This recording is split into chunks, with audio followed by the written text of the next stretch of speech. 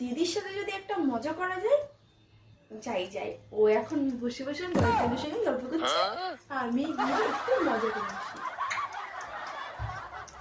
দিদি। Hello hello, বোন ডাকছে, ধরো। বল।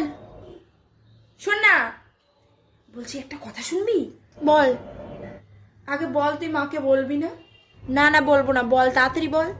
না আগে বলতে হবে, তুই মাকে বলবি না, না হলে বলবো না, এটা ভীষণ সিক্রেট। মা জানলে হেপি দেবে না। থাক, তুই বলে দিবি, আমি জানিস না। আরে বলবো না বলছি তো, বলে যা। শুনবি? শোন, তুই নাকি তোর বয়ফ্রেন্ডের সঙ্গে কথা বলছিস। দেখবি তুই, তোকে কি কর। বেশি বকতে এলে না মাকে বলে দেবো এক্ষুনি তুই কথা বলছিস, বুঝেছিস?